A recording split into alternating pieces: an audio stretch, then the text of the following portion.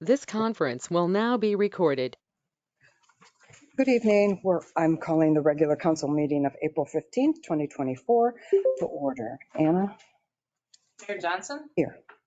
Councilmember King? Here. Councilmember Mitchell? Here. Mayor Pro Tem Nowak? Here. And Councilmember Walczak? Here. Please rise for the pledge. I pledge allegiance to the flag of the United States of America and to the republic for which it stands, one nation, under God, indivisible, with liberty and justice for all.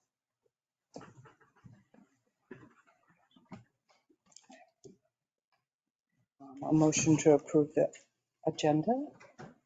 I move that we approve the agenda. Second? Mayor Johnson? Yes. Councilmember King? Yes. Councilmember Mitchell? Yes. Mayor Pro Tem Nowak? Yes. And Councilmember Walczak? Yes. Mrs. Mayor, I have one modification to the agenda tonight. I'd like to remove item 14D. Support for that. Support? Councilmember King? Councilmember Mitchell? Yes. Mayor Pro Tem Nowak? Yes. Councilmember Walczak? Yes. And Mayor Johnson? Approval of the regular minutes and closed session minutes of April 1st, 2024 and special closed session of April 10th, 2024. Any issues, suggestions? Okay. Public comment. Oh, well, except for I was present, but I was tardy. I think she noted Yeah, it. I take the roll. Oh, okay. You weren't there, so I marked you absent, but I did make a note that you appeared. She did. Public comment. Citizens appearing before council on agenda and non-agenda items shall be allowed a maximum of 5 minutes each to address their concerns. This is the only time during council meeting that citizens are allowed to address the council. Please come to the podium, state your name and address, and online comments will be accepted after in-person comments are completed, and all comments should be directed to the council and not to the audience. So if anyone would like to address us, you can.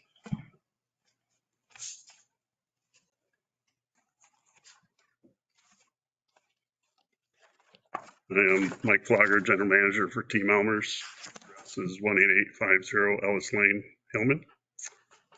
Here in regards to the 2024 North 2nd Avenue project, just wanted to introduce myself and assure you that Team Elmer's will get the job done right, done timely, and within the specifications provided by the City of Alpena. Our team is very experienced, from the crews in the field to the project manager to the office staff to help support the project.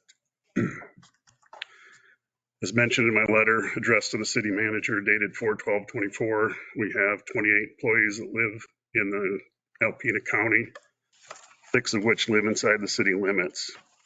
Team Elmer's owns approximately 1,500 acres in the county and pay over $50,000 annually in property and in personal property tax. I just want to mention, I ask that the city council reviews the eligibility of the second bidder being a Alpena city business. I believe that the intent of the Alpena city business specification is to have your business inside the city limits, not just owning real estate inside the city limits. In the event that the second place bidder is not operating a construction business inside the city limits, they should be subject to the same 3% county local business preference as Team Elmer's. That's all I had. If you guys had any questions on the letter that I wrote to the city. No. No question. We'll discuss. Thank you for your time. Thank you.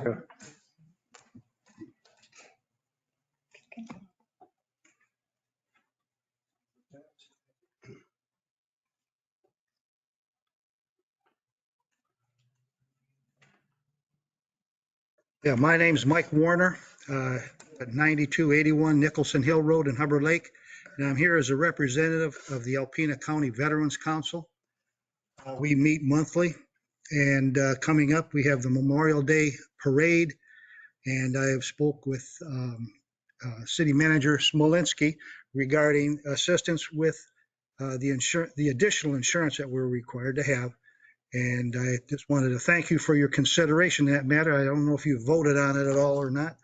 And in addition, Memorial Day, we take that at the VFW very seriously. This is a memorial of lives lost by U.S. Armed Forces, merchant Marines, and public safety officers and officials. And we do take that one as our most cherished holiday and event. In addition, if the city or even the county, they're not here, but the city, if they would like to join us during this parade, they are more than welcome, and they could fit right in line with the rest of us. And that's all I have, though. Thank you. Thank you. Thank you very much.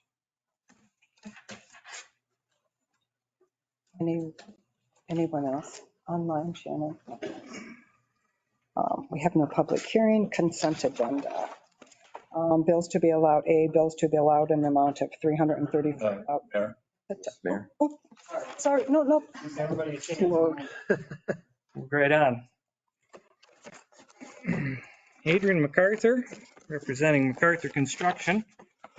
Address 3391 Salina Road, Alpena, or I'm sorry, Lachine. Good evening. Later tonight, you'll be asked to vote on a bid that involves a local contractor preference. While I meet all the qualifications for that preference, I'd like to speak more to that. Local contractor isn't just about the address, it's about where you buy things like fuel, bonds, and vehicles, which I do here. It's also about where you hire your subcontractors from, which on this project, mine come from here. It's also about the services like banking and CPAs, which I do here. I didn't come here to run my competitor down there. They do fine work, and I can't compete with their numbers by any means for property taxes. Geez, I don't even own that much property if I paid it all at once. But I don't think that they can say the same thing for where they buy their fuel from or pay for its services from. In fact, they're actually owned now by a company out of Goshen, Indiana. And I don't know their taxes, but if that was me, I'd pay my income taxes where I was located in Indiana. So even the income taxes may not come back to the state. Yeah, speculation on my part, couldn't say for sure. It's these reasons that you put a local contractor preference in place to keep as much money in your community as you possibly can to help your local businesses. Doesn't cost you a dime more, and it's good for Alpena. And I did not want to bring this up, but since he did, I'll tell you about, I own a house in Alpena. I came by the house because there was a handicapped couple that go to our church. Her husband died. She was going to have to move out. I bought the house. She's still there. She was very upset about moving out. It's Linda. You guys probably seen her. She walks dogs all over town in a vest much like Shannon's. So will we put an office there? That's a good chance, but not until Linda's done there. So thank you. Thank you. Is there anyone else?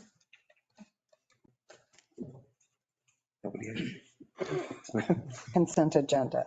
Bills to be allowed in the amount of $334,618.73 and authorize Mayor Johnson and Clerk Soik to sign the warrant. B, council reappointment of Bill Pfeifer as the city attorney for a 2-year term expiring on April 13th, 2026. C, council reappointment of Anna Soik as the clerk, treasurer, finance director for a term of 2 years expiring on April 13th, 2026. And D, approval of resolution number 2024-07, which establishes the public hearing date of May 20th, 2024 for the proposed fiscal year 2025 budget. I move we approve the consent agenda as presented. Second. Councilmember Mitchell, Yes. Mayor Pro Tem Nowak, Yes. Councilmember Walchuk, Aye. Mayor Johnson, Aye. and Councilmember King. Yes. Motion carried. Presentations. Kathy Himes from Human Resources. I don't get to come here very often, but it's always for good reasons. Today, we are going to present the third Employee of the Quarter award. And I'm not going to continue to count because I think this program is going to go on for years and years, catching on with all the staff.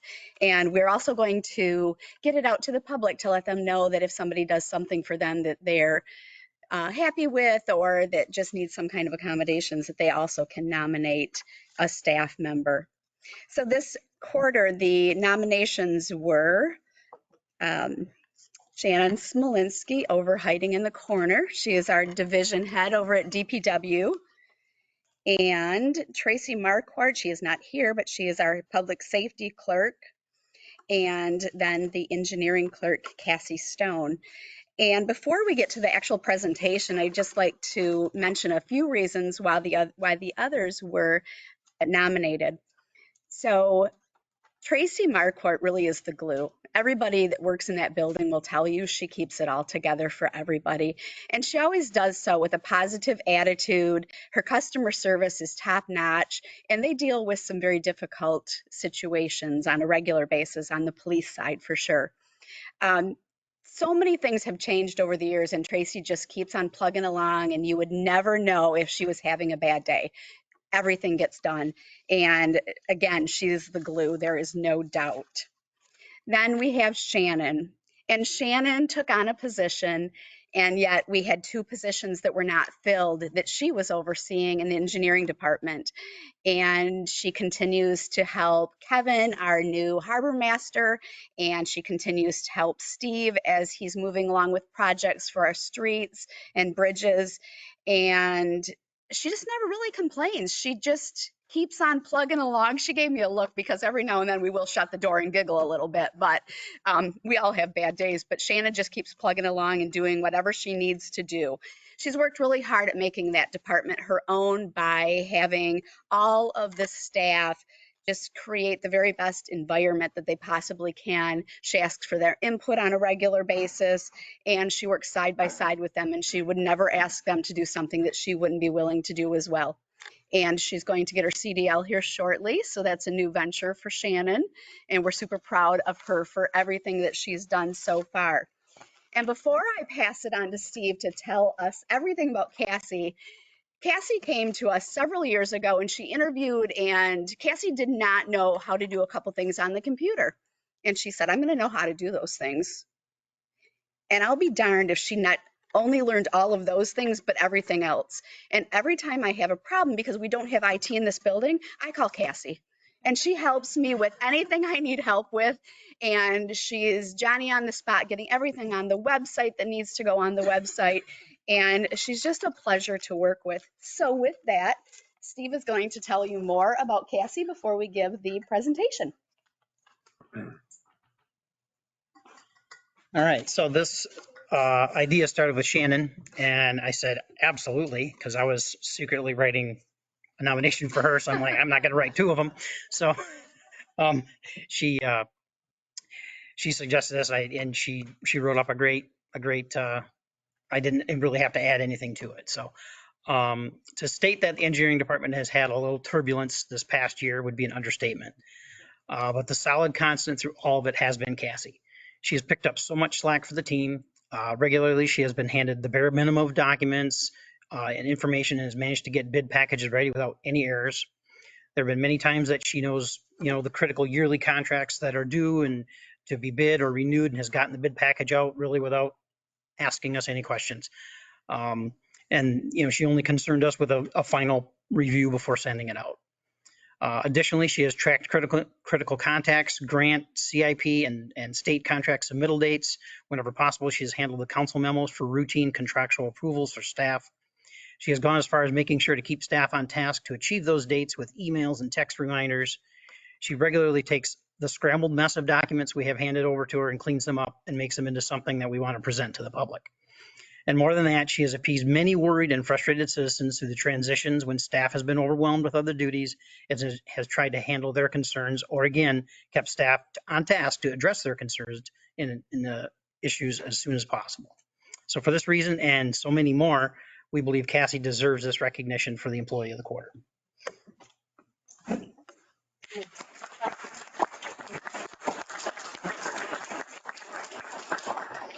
I don't know, do you have a? Oh, okay. I guess we'll have a, Yes. just a, Get a picture together. And then Cindy will want to get a picture as well. Will I? oh.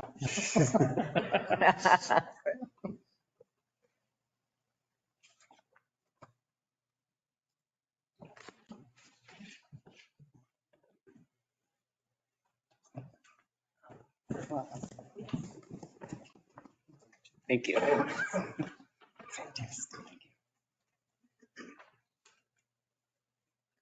Thank you. Congratulations, Catherine.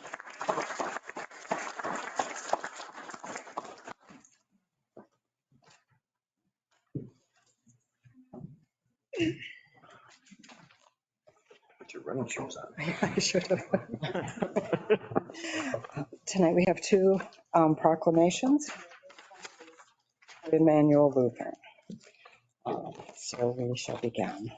Whereas Immanuel Lutheran Church School has a long tradition of spiritual and educational excellence since it was founded in 1874, Immanuel Lutheran Church has been a constant in an ever-changing world, always providing a place for Christian worship, education, and fellowship within our community based on the unwavering teachings of the Word of God.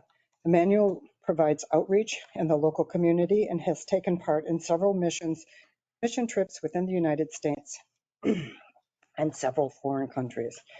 Whereas in 1870, Pastor Friedrich Sievers came to Alpena and ministered to a small group of Lutherans, and in 1872, a congregation was organized.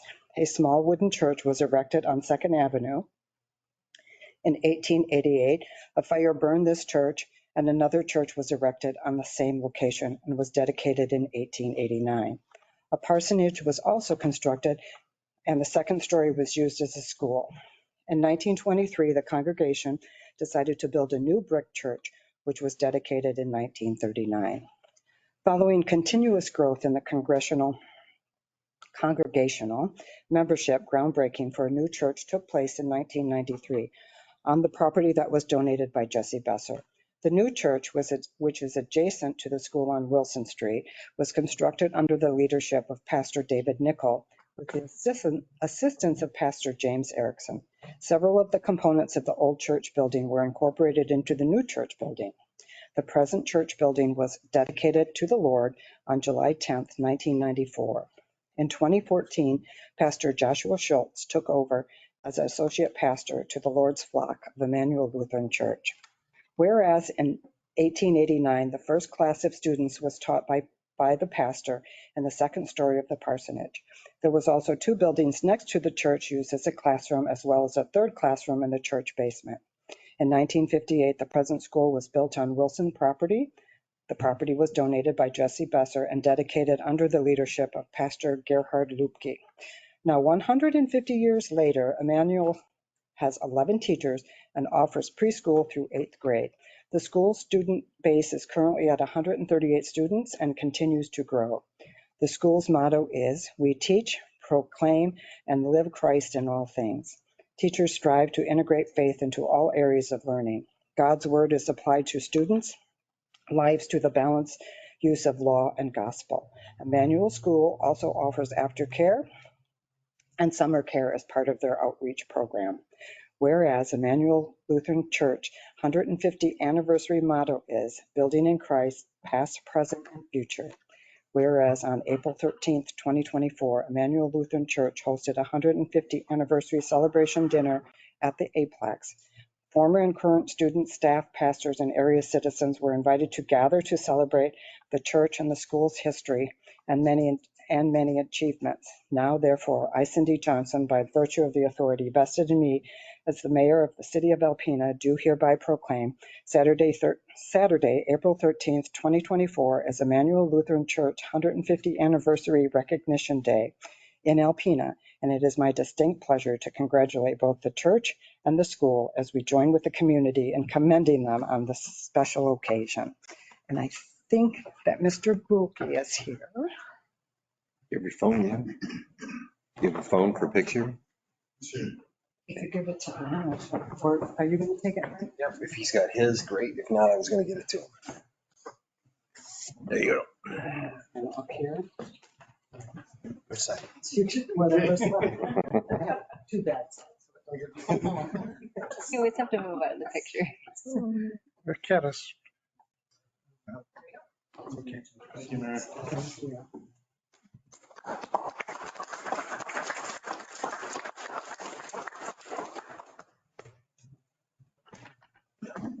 And our other proclamation is for Arbor Day. So whereas in 1872, J. Sterling Morton proposed to Nebraska Board of Agriculture that a special day be set aside for the planting of trees. And whereas this holiday, called Arbor Day, was first observed with the planting of more than 1 million trees in Nebraska. And whereas Arbor Day is now observed through the nation and the world. And whereas trees can reduce the erosion of precious topsoil by wind and water, cut heating and cooling costs, moderate the temperature, clean the air, produce life-giving oxygen, and provide habitat for wildlife. And whereas trees are renewable resources giving us paper, wood for our homes, fuel for our fires, and countless other wood products.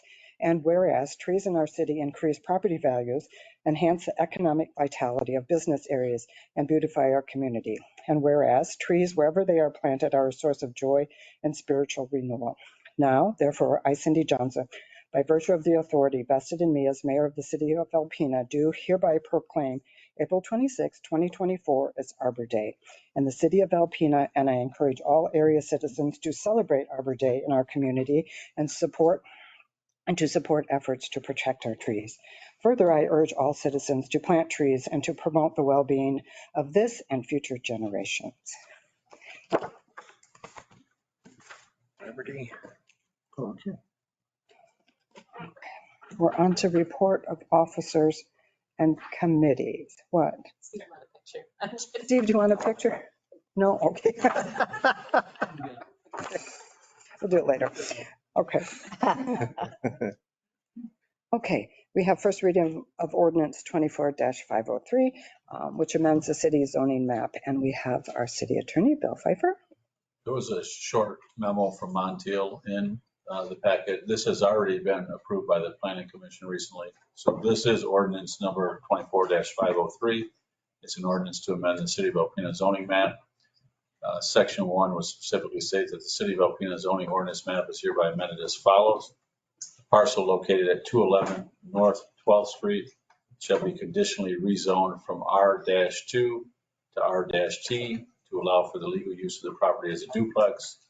And the statement of owner statement of conditions is that it has to be used as a duplex. Section 2 is a severability clause. Section 3, saving clause. Section 4 indicates that the ordinance changes shall take effect upon the expiration of 7 days after the publication of the notice of adoption.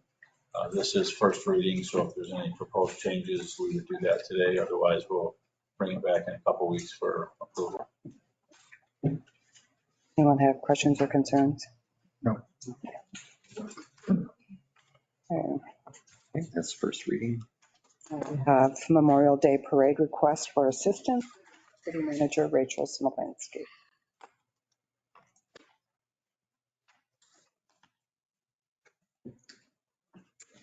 Good evening, everyone. So, all events that occur on public property or city-controlled resources are required to complete an application, with some events requiring insurance with the city listed as additional insured. As liabilities and security issues have increased for events such as parades, the cost of insurance policies for special events has also increased. In 2023, the cost of the policy for the Memorial Day Parade was a financial burden on the 2023 host, the American Legion. This year's host of the parade is the VFW Post 2496, and they will face that same financial burden. Per MCL 123-851, municipalities are granted the authority to spend funds if the celebration is for Armistice, Independence, Memorial Day, Diamond Jubilee, or a Centennial. Municipalities may spend appropriate funds for the purposes of defraying the expense of these occasions. I've been working with Mr. Mike Warner, who spoke earlier, on a request to City Council to reimburse the cost of the special event insurance policy for the 2024 Memorial Day Parade. to be held on Monday, May 27th from 9:30 to 11 a.m. As the expense is an allowable cost for the city of Alpena, it is my recommendation as city manager to reimburse the cost of the special event policy required for the 2024 Memorial Day Parade. And I have a recommended motion, and I think it's the right thing to do. Yes. I'll make the motion. Oh, and I'll move to approve the allocation of an amount not to exceed $750 as reimbursement to VFW Post 2496 for the cost of a special events insurance policy for the 2024 Memorial Day Parade event. Second. lost out on Mitchell, Sure. And no discussion? Anna? No questions? Pro Tem Noack, Yes. Councilmember Walchuk, yes. Mayor Johnson, Aye. Councilmember Kane, Yes. Councilmember Mitchell. Yes. Motion carried. And we thank the Veterans Council for bringing that to our attention. All right, whenever you're ready, sorry, I was moving on. For project and again, go ahead. Thank you, Mayor. Green infrastructure projects. So this is a letter of support to Huron Pines for their National Fish and Wildlife Grant application. Earlier this year, Huron Pines, on behalf of several area entities, submitted a pre-proposal for funding through the National Fish and Wildlife Federation Sustain Our Great Lakes program. The program is a private-public partnership designed to sustain, restore, and protect the Great Lakes. One option for funding for the city of Alpena is for implementation of the green infrastructure amenities into our proposed capital projects. After reviewing the visioning projects, 2 were selected to be included in this grant pre-proposal. That's the River Street parking lot and Washington Avenue bioswale, and that's on the corner of there by the DDA building. So Huron Pines pre-proposal has been selected for funding consideration, and they've been asked to submit a full application. They're requesting the attached letter of support. And I also, as an attachment, have the project summaries that are part of the visioning study. So the match amount of $50,000 would be the cost of paving the River Street parking lot, while the expenses of implementing the adjacent bioswales, reworking the existing storm sewer, and grading of the lot into those swales would be provided as part of the grant funding. The city would additionally agree to in-kind labor and equipment services of $25,000 for installing the Washington Avenue bioswale if the grant covers the cost of planting materials. And again, these are projects that are already in our CIP, and they're on the list to do. And this is all an in-kind match. So what we would do is we could implement the Washington Avenue bioswale if it's selected for final funding at the same time as the Culligan Plaza project. And the DDA building will, they'll be adding the restrooms to that building, so it makes sense to do it all at once. And then additionally, the River Street parking lot can be constructed in the fiscal year 2026, allowing time for it to be budgeted in the future.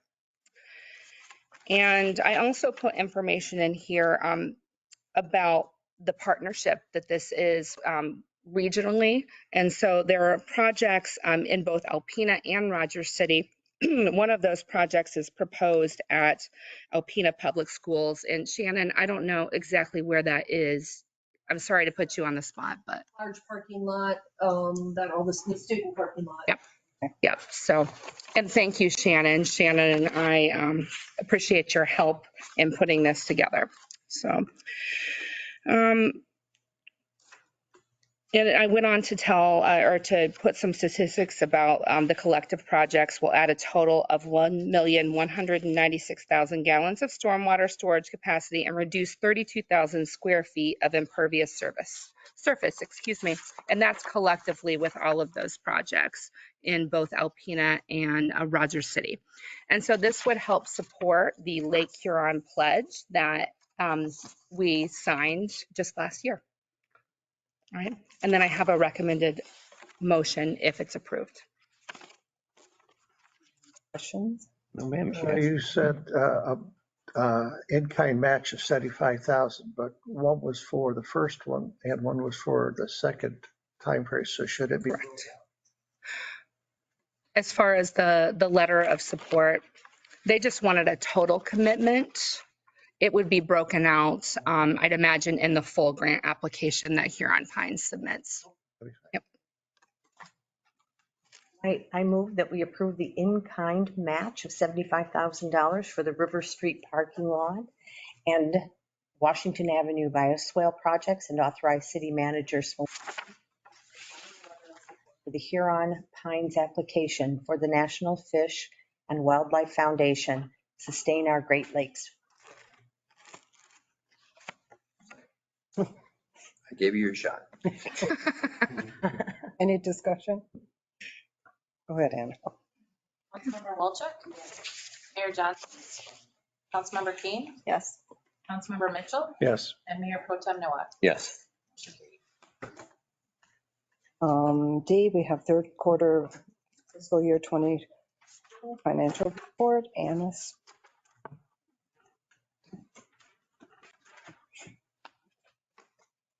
Thank you, Mayor Johnson. You're welcome. This report is at March 31st, 2024, which means we should be at 75% of budget. So looking at the total revenue line, we were originally at $11.7 million for revenue. We amended that to just over 12 million.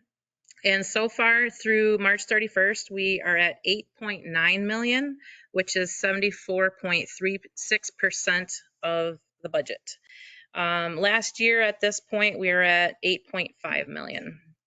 So going through each of them as to why we are, if we're close. So general government is at 89% of the budget. Within that, we have collected over 100% of the budget for property taxes. We also received more marijuana tax than budgeted. Public safety is low at 62% due to that annual reversing entry of ambulance fees. Public works looks great at 78%.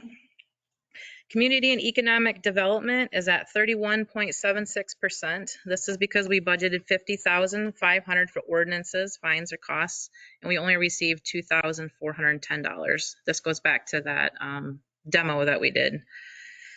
For rec and culture, we're at 33% of the budget. We budgeted $150,000 for the River Center Pavilion and $15,000 for Huron Pines Shoreline Improvement. Both of these are grants and neither has been received. We also budgeted for a donation of $150,000 from the Wildlife Sanctuary Board that has not been received. Transfers in, we are at 0.35%. The majority of this budget is for ARPA projects, none of which have been completed, but will be this spring. On the expenditures, the original budget was at 12.7 million. We amended that to 13.6 million, and we are at 8.8 million. So we're at 65% of the budget. A year ago, we were at 8.1 million. So general government is just over. I'm not too worried about that one. Public safety is a little bit low at 68% due to unexpensed capital projects. Same thing in public works. It's at 54.8%, also for unexpensed capital projects. Health and welfare is right on at 75%. Community and economic development is at 71%, that's great, it's under budget. Rec and culture is at 27%, it's low due again to unexpensed capital projects. And transfers out is at 96%, and that's due to the annual payment for the DPW building that usually happens in October or so, and also the transfer to the equipment fund that was authorized a couple meetings ago for the fire apparatus, the $500,000. So that happened. So originally we intended to have $932,121 more in expenses than revenue. We amended that to 1.6 million negative, and that's because of that transfer. So we still have the cash, it's just sitting in a different fund. So that change in projected fund balance was over $669,000. If you look at the revenue versus the expenditures, the total, the actual, were $40,988 to the good. That's kind of close than what we are normally at, but so revenue is going to kind of taper off here as we finish up the fiscal year because of taking in property taxes, and projects are ramping up. So, and we intended to be negative anyway. So right now at that point, we're not, but we're going to be, we should be. Any questions on that page? As a reminder, we are negative because we're trying to spend down and get back in compliance with our thank you, our fund balance. Fund balance policy, correct. Yes. Just spending. Right. Okay, the next page is the cash balances and investments. The budget stabilization fund is higher than a year ago because we added a $5,000 budget appropriation. Major street is high because we have carryover projects that haven't been completed yet. Marina is just a little bit negative. I don't know if you remember from last quarter is more negative, but we are taking in some revenue now. And so what made that really negative was a $244,000 expense for a dock system in October. Tree park improvement, that fund is being used up, so not too much left in there. The DDA is high, it's like 360,000 more than a year ago, and that's because we received the payment from the county for DDA expansion and also TIF revenue. Moving down to sewage, that's elevated due to carryover projects that haven't been completed yet. Water is elevated because we received $3 million for the Clearwell project. Stores, as you can see, it's always negative. That's going to be corrected with a general fund transfer at the end of the year. In the general section, a CD matured and we moved that to the equipment fund.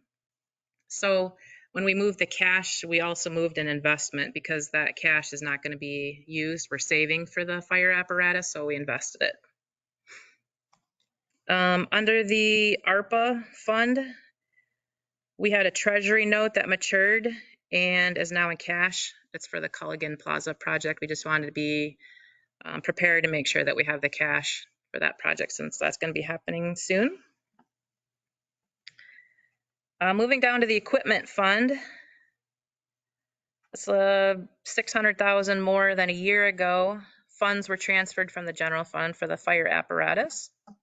The retirement fund, it looks like it's a little bit less than a year ago. For comparison, the book value at 12/31/23 was $24.2 million, so it's down $341,000. The market value increased from $28.7 million on 12/31 to $29.5 million on March 31st. So that number, that $23.8 million is a book value, but the market value is $29.5 million. The retiree healthcare fund is at $2.2 million, $200,000 more than a year ago. The book at 12/31 was $2.26 million, which is a decrease of $33,000. The market value increased from $2.55 million on 12/31 to $2.63 million on March 31st. Any questions on that page? Okay. And then the last page is a list of investments by fund. That page never turns out good. I don't know why. The general fund book value is at $3.7 million. Market value is at $3.625 million. The DPW construction fund is at, we have a $100,000 investment, and the market value on that is $98,523. The equipment fund has $1.5 million of book value, but $1.483 of market value. So the total for all the funds is $5.3 million for book value and $5.2 of market value. And the change from last quarter was $302,625 less because we cashed in some investments, as mentioned earlier. and that market value was 216,000. So missing from this list is the ARPA fund that we cashed in those investments. So we have the cash. Any questions? The only question I have is one that I usually ask is, going into our last quarter, is there anything that's concerning you? Any of these? The notes are fantastic, by the way, and the way that you present this is a great reporting tool. Thank you. Just always like to understand if there's anything that you see here that would be concerning. I think we're on track. Rachel, can you think of anything? No. Yeah, I see nothing either, but Guess we're kind of boring. like boring. Sorry to disappoint. Get a motion for receiving file then. I move that we receive and file. Second, I'm sorry. Get that word down yet. Old habits, Danny. Mayor Johnson, Aye. Councilmember Kane, Yes. Councilmember Mitchell, Yes. Mayor Pro Tem Noack, Yes. Councilmember Walchuk. Aye. Okay. Next up on our agenda is council committee reports. And this is brand new to us, but we're going to keep it on the agenda every month. Some of us won't have reports every month. And this is like, we met, nothing happened. You don't have to report those. This is just for kind of,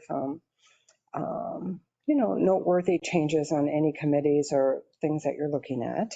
And this is for us so that, like, I'm on recycling, so that you know what's going on recycling. But it's also good for the public to know what's going on that we know, because the press can't possibly cover everything, and we represent the people. And I think they have a right to know what committees we are on and what we are doing. So if you don't have anything, just simply say, I don't have anything. If you want me to start, I will, and then we'll go. And I told Danny, he is on the land bank, but since he is already on the agenda, he's not going to discuss it in here. He's going to wait until we get to that particular agenda item. So the only thing that I'm going to talk about today is just kind of give a quick update on my notes on recycling. And I know that I talked about it a little bit last time because we had asked for funding for cleanup days. So I just kind of want to remind people that countywide cleanup day is Saturday, May 4th from 8 to 1. We meet at Northern Lights. That's where we sort and take all of your stuff. And electronics cleanup day is June 1st from 8 to 1, same spot, same hours, same deal. You can find all of the information for these cleanup days. There's flyers everywhere. We have it on our website. You can go to NEMCOG and get it off the NEMCOG website.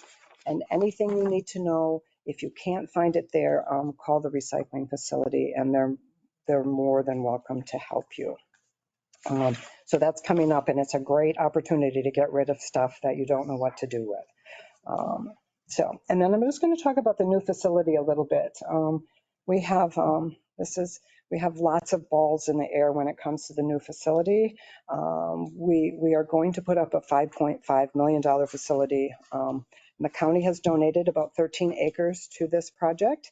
And the recycling board formed an authority, and we're known as NEMA, and that is Michigan Materials Management Authority. We say NEMA.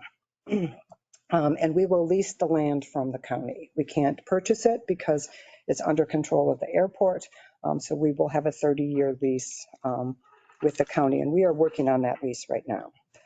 We have secured all the funding through an appropriation through Senator Stabenow, $2.7 million, $1 million through EGLE, $500,000 from the county, smaller grants from carton companies who want our material, and we have like an $800,000 gap that we are looking to fill. So we're looking at loans, we're looking at grants, we are looking everywhere to fill that gap so that we have everything in place so that we can move forward. We will get it done. We've gotten this far. Wilson Township approved our zoning permit last week or 2 weeks ago. So we're good on that. We had phase one of our environmental site assessment done last week, I believe. And we have to do this because the USDA, the $2.7 million appropriation is being handled by the USDA. It's required with that grant. So we got that done. We will continue, and hopefully this summer we'll be able to start, as long as we get the assessments all done, we'll be able to start infrastructure. So you'll see that coming. And then we'll move on to the building. Our hope is by the end of 2025 that we will have a building constructed. And once we get the building constructed, we will provide services to all the counties that surround us, because they will need someplace to take their material, because the state has implemented all kinds of new rules for that. So we're kind of ahead of the game when it comes to that. So and we continue our partnership with Wholesome to bring glass recycling out to Alpena. I know that we talked about this last year. Everyone's extremely busy, but we continue to work on that. Wholesome is going to purchase the bins, and then we'll start that. And maybe this year, but definitely before the recycling center opens. And they will use it in making their product. So it will go directly to the plant. And just so you know, on cleanup day, I'm going back to that, Wholesome also partners with us on taking tires on cleanup day. So they have trailers there. We do get a tire grant from the state, so we will have 2 trailers from the state that are coming, but Wholesome also will have 2 trailers there. We have a lot of tires in the county, so it's a good day if you have them to get rid of them. So, and we appreciate what Wholesome does. And they take them to their facility and shred them downstate. So, so that's what I have on recycling, and that's of all the committees I have. That's the only one that I'm going to report on today. You want to go next? Sure. Okay. Yep. I sit on 5 different committees, just reporting. I just give you an overview of each one of them. I sit primarily on Target, which we receive a monthly or biannually report from the director there. Basically, it's involved in all of the economic development here in the city of Alpena. And recently we're expanding that into our housing needs, as we're going to hear a little bit later about our the bank, the housing bank, or the county bank. Okay. And then I also sit on central dispatch and the emergency management, and both of those committees primarily are a policy overview committee that would oversee what happens on central dispatch, provides guidance on any of the policies and procedures for all of the 911 operators. Emergency management goes above and beyond just preparing for any natural disasters, but also providing information or gathering information on different facilities around town in case there is an incident at those facilities. So, and we just kind of review policies and procedures and give guidance. So nothing new to report on any of my committees. I also sit on the retirement board, and I also sit on the historic district, which I believe has met one time. Yeah. Yep. So wonderful. That's all I have, Miss. Thank you. Well, I'm on 5 committees and they are all new to me. And I went to my first meeting that Danny also is on. So I'm going to send the Thunder Bay, the TBRC over to you if you feel like we have something to report. Well, I was asked to write the minutes, so I didn't concentrate. No. The big factor has to do with the building of the pavilion and restrooms like this. But like everything, there's a hurry up and wait on things. So we have to have the federal approval, then it goes to the DNR, then comes back to us. And then Steve gets to go out and bid for it, kind of thing. And by the way, yes, they did change the form. Instead of it being the Bayview bathrooms, it is now the Thunder Bay River Center Duck Park bathrooms. So we're covered that way. We're still working on trying to raise funds for the River Center itself, but with Rachel's, I guess we're supposed to have a meeting on that shortly. So we'll figure out where we're going from that point there. So really, that's what's going on. The real fun is going away, but there is going to be a October gathering, fun time, whatever like this, and all the things that the Thunder Bay River Center has for the real fun. They're going to do like Chinese raffles through the next couple of years to do this, plus some other things like this. So it's still going to be a fun time to do it. Yes, we're still going to have, with Northland being the run on this, the fun time in the park that we had last year. But this time, and I had a great time with Adam, but I'm going to learn to put real shoes on and not my swimming shoes. My toes were black and blue from hitting the walls like that constantly. But it was a lot of fun with the kids and such.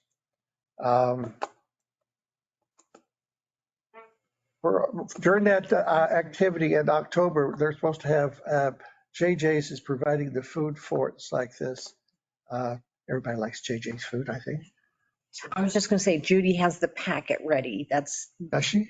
Well, she sent it all out to us for final approval, but that packet with the bids it's close to final form. Yeah, as I said, it was just, there was that one little issue with the federal, the DNR to cover this, to finalize everything. We're really looking forward to having that pavilion out there. I think it's a thing that's needed out there in the park area. We won't have necessarily the porta potties out there, but these will be full flushable toilets. It's like this in this bathroom, which is something that area is needed for a while and such. So we're looking forward to it. One question, if I may, Councilman Mitchell, the real fun that you're referring to, that's referring to the real fun fishing tournament that was held every February, I believe. If we actually had ice out there, it's kind of hard to drill through water. Sure, was definitely different. So yes, that's what. Plus the fact there's been a downturn in number of participants. Plus there's so many other fishing tournaments and everything around the same time. So trying to find a time that was available to others, it became a real problem with that. And it's been going on for 15 years, I guess, in the area like this. So I know it'll be missed, but. Thank you for the clarification. Yes. Thank you. Are you done? Yes. Okay. Carol, were you done with your committees? That was the only one I've been able to go to so far besides the board of review. And you report on that one. Okay. Thank you. Yes. Erin? I mean, I'm the newbie, so I'm alternate on a lot of committees. I haven't had a chance to go to any of them, but I am excited about my first hunt team meeting Good. On Thursday. So it's in the middle of the day, but I was able to clear my calendar to go. Thank you. Well, yeah, obviously, but I'm excited about that. So we'll see how that goes. I guess I'll report on that next month. Okay. And thank you everybody for participating, and this will be on our agenda once a month so that if something pops up, we can discuss. Okay, we have no communications, no unfinished business. Now we have new business, dial ride millage request, and we have Adam Paul from TBTA, and he's the board president. Good evening, Mayor, council members. Good evening. Appreciate you having us today. I'm joined by Angie Doobie. She's our executive director over at Thunder Bay Transportation. I have the privilege of representing the city as their representative on the board, and I serve as board president. So most of the information is included probably in your packet. We are requesting a renewal for our millage. We served, our dial ride system is served by this millage, and it serves the city and just outside the city as well, to the grocery stores, that kind of thing. Ultimately, we were approved previously for 1 mil. We are asking for the same amount. Obviously, a little bit's been rolled back because of Headley, but we want to ultimately we'd like to just secure that. It seems to be an appropriate amount. Our ridership is seeing increases quite a bit, so we're confident that that's going to be the appropriate amount. We also have assistance from the federal and state levels as well to help us out. But basically, this allows us to keep the prices fairly low. Many of our riders ride for 75 cents per one way, and that's the price we have not had to adjust in a very, very long time. So we'd like to keep it there if possible. And this has been, every time this millage has been gone before the public, it has been very, very popular and has never had a problem passing. So if I have any questions or if you have any day-to-day questions, Angie is a wealth of knowledge. But other than that, I appreciate you letting me represent the city on that board. Adam, I would just like to emphasize for the people who are listening, this is simply a renewal, right, Angie, of what Correct. This is already in place. previously it was 1 mil. It had been lower, obviously, way back in the past, but we had raised it last time. And this is a renewal back just to 1 mil. So the language may say otherwise because the attorneys tell us we have to, but this is the same amount of millage that was passed previously. Thank you.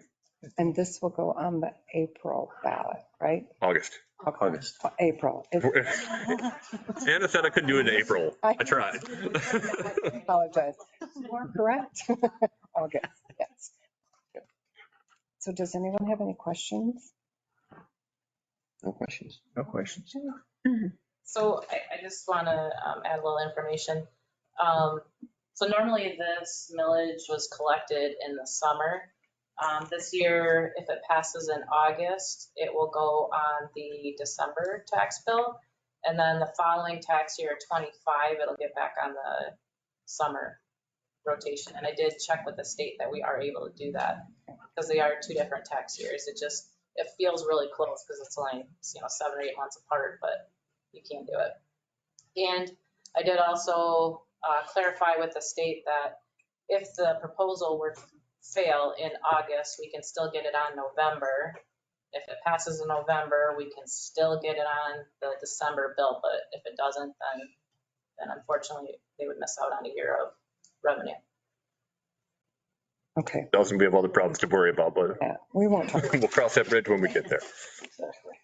It is for 5 tax years.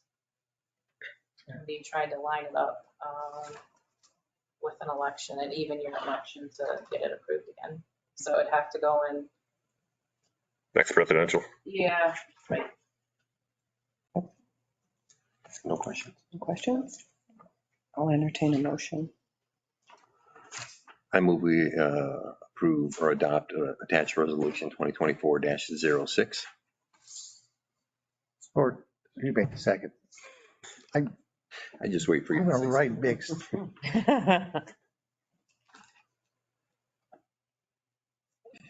Yeah. Anna, do you want the rest of that sentence? That the millage will be from 24 to 28, first levy being in December, subsequent in the summer of each tax year. I didn't read it. I thought the resolution actually covered it. I'm happy to amend my. Yeah. Well, so in the resolution, we don't actually discuss when it's going to be levied.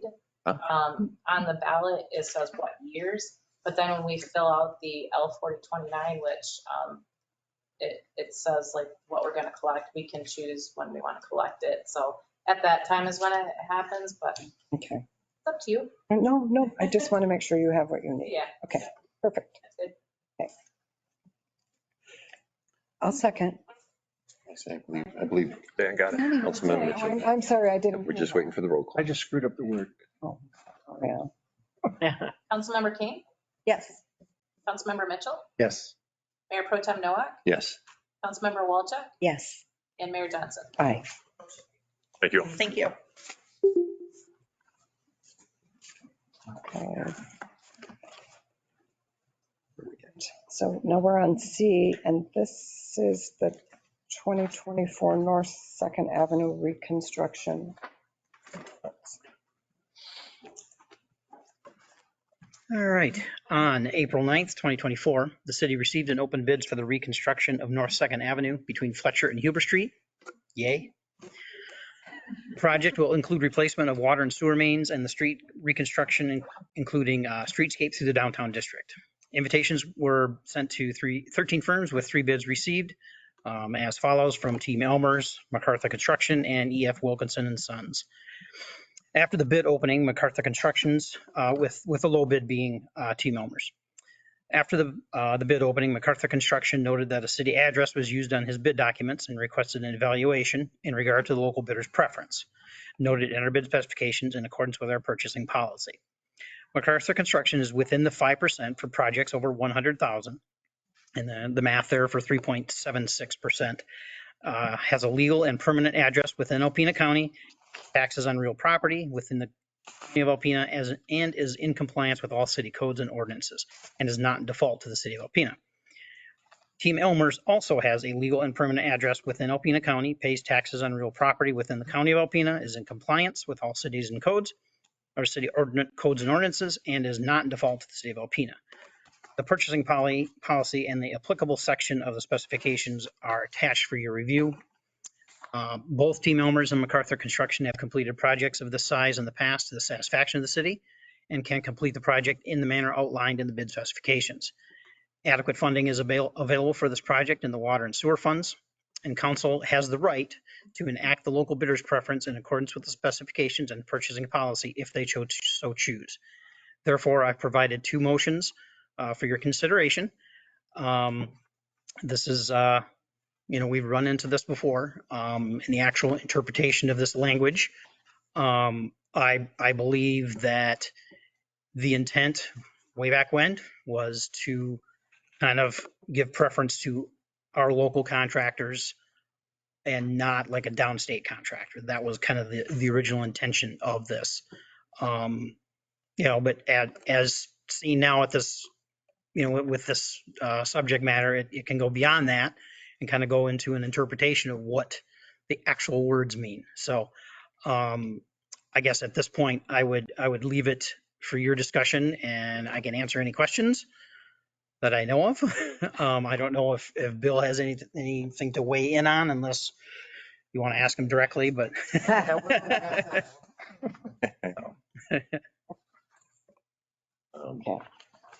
With that, would you provide the council with an opinion on how you believe the current ordinance is or the spirit of the ordinance? Yeah, I think he had the Purchasing 18 tab. Right. It starts on page 14. And on page 15, the city may grant an award to a qualified local bid or vendor as defined below for an amount equal to the lowest bid submitted meeting the specs. Following businesses shall be given the opportunity to lower their overall bid amount on any transaction if they were in the percentages. So Alpena city businesses, if it's more than 1,000, have a 5% leeway, meaning that if their bid is within 5% of the low bid, they are given the opportunity to match that low bid if they choose to do so. It doesn't mean that they have to do so, it just means they're given the opportunity to do that. So in this case, for instance, if regardless of who the low bid is, if the city had said to that business, do you want to match that low bid? They could say yes, or they could say no. So it's not a mandatory thing, it's a permissive thing. For Alpena County businesses, it's a 3% if it's over 100,000. In this case, we have two local bidders. And so I think the way Steve viewed this was that as to MacArthur Construction, because they had a city address, they would be Alpena City business, they would be 5%. Team Elmer's has an Alpena County business, they would have the right to do 3%. I don't remember this specific issue coming up in this fashion before, but I think both of them have the right under the policy to have credit for a project over 100,000 in that percentage. And I think Mr. Flagler's letter on behalf of Team Elmer said that they would be willing to lower their bid by 3%. And I don't see anything in the council policy statement 18 that says they can't do that. Now, the city always reserves the right to not choose the low bidder anyways if they think it's in the best interest of the city to choose another bidder. So council always has the authority to not take the low bid, regardless of the local bidder preference. I think council's position in the past, and I've been, in my opinion, I've been consistent with that policy, is that we do not want to send a message to the community when people bid, especially when they take significant amounts of time and energy and effort to put a bid together, to just not take the low bid because council has decided they want to go with somebody else. So on the times that we have done that, it's always because of some other issue. Okay. And the most common one that I recall, and it hasn't happened often, but the most common one I recall is when we had a problem with that bidder in previous contracts. But we don't have any problems with either MacArthur Construction or Team Elmer's and any prior work that they've done. They both do good work. They both stood by their work. There's no prior problems. None of them, I mean, they're both in compliance. So I am certainly not expressing a preference to council as to what you should do. I'm just telling you that legally, you have the authority to allow each of those to enact the bidder preference. And if you were to do that, then Team Elmer's bid would be the lowest bid. Right now, the way I understand it, is that Mr. MacArthur has agreed to match Elmer's bid. So even if Team Elmer's didn't have low bid consideration as well, or local bidder consideration as well, we'd still have a matched bid right now. And the intent in a matched bid is generally to give it to the local bidder. That's why the policy was put in place. That if we got two people that have the same bid, one's local, one's not local, give it to the local guy. Keep our money local. That was the intent of that council policy statement when it was passed. This one's just unusual because you got two bids that meet the same local bidder preference. So really, it's up to council's discretion at this point to do whatever you feel is appropriate. But I think each one of the respective bidders does have the right to say to council, we would like you to enact the local bidder's preference. I don't know if that helps or not, but that's kind of where we're at. Okay. Does someone want to start? I will. Okay. So I'm just trying to understand. So despite that, MacArthur's has stated that because they qualify as within a city, that's not of any application because they're agreeing to match the bid anyway with Elmer's. Right. So it's really of no consequence. Yeah, I mean, in fairness to MacArthur, the policy does say city of Alpena businesses have priority over Alpena County businesses. Right, but that has no application because they're willing to match the bid. Correct. So it's really just.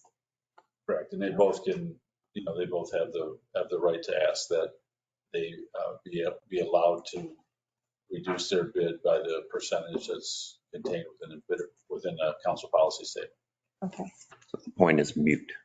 Okay, yeah, so the Alpena City portion, okay, because that's where I was going to really dive in. Maybe this helps, maybe it doesn't, but so Team Elmer's they have sent a letter, council has that letter. So let's say Team Elmer's had not agreed or not said, we want to exercise that preference. So we'd have two bids right now that'd be the same amount. And what the preference in the policy says is that we should prefer city businesses over county businesses. So under that scenario, council would be within the policy to say we're going to take the Alpena City business over the Alpena County business because the bid's the same. That's the way it was set up. We wanted to give preference to in-city, in-county, in that order. However, because it's a county business, they're basically saying we'll agree to lower our bid as well. And when they lower their bid, meaning Team Elmer's, their bid is now the low bid. In terms of them saying we'll take 3% off our bid. So really it's discretionary with council, what you want to do. When I talked to Rachel about this earlier, it's like this.